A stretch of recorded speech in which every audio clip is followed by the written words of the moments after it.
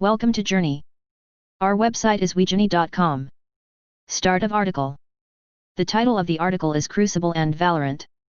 Published on June 19, 2020 as the opinion of contributor, Nicholas Tnay.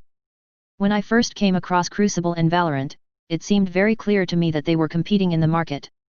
However, what also became quickly apparent to me was that Riot's Valorant was already ahead of the competition when they were still in closed beta, even though Amazon's Crucible was already live. Crucible.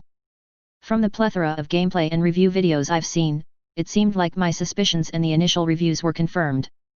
The gameplay in Crucible goes past comfortably slow-paced and falls flat into boring. Crucible isn't necessarily a bad game, it just simply feels quite underdeveloped. Trudging around the map feels almost as lost as the hunters themselves, who don't seem to fit into your familiar roles like tanks or supports. There is also only one map, leaving players relying on the 3 available game modes such as Alpha Hunters, Harvester Command, and Heart of Hives for some variety, albeit not much. While Crucible does clearly get some of its cues from other titles such as Overwatch and Apex Legends, it still wasn't very clear to me why exactly Crucible wasn't doing too well. My initial impressions of Crucible were quite positive, in the sense that it seemed more accessible to the common casual gamer compared to Valorant, which heavily relied on skills translated from other popular games such as CSGO. After a little digging, I found that one of the reasons why Apex Legends seemed to have failed was because the game wasn't regularly supported, and updates were rare. While this may not entirely relate to Crucible's case, it certainly does seem like Crucible is going to have to make a gargantuan overhaul if it's going to develop further. Valorant. Valorant, on the other hand, had an incredible launch, especially after all the hype it managed to accumulate from its closed beta and popularity through Twitch. Although Valorant also takes its cues from other popular titles like Overwatch and CSGO, their execution of the combination is definitely a lot better than Crucible's. Where Crucible failed in gameplay mechanics, Valorant highly emphasizes on teamwork, creativity, and skill.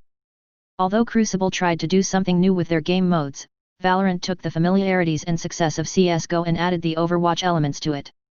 I don't know if it can be said that this is something completely unique in the market, but it's definitely very close. One disappointment when it came to Crucible was how massive the map was, and a lot of time was spent aimlessly traversing the terrain collecting various objectives, and when combat finally came, it was anticlimactic.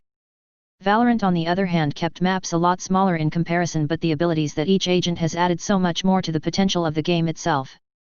This seems to be especially true when it comes to the gameplay mechanics of Valorant and how it allows for a lot of creativity on the player's part despite how simple the gameplay can be at its base.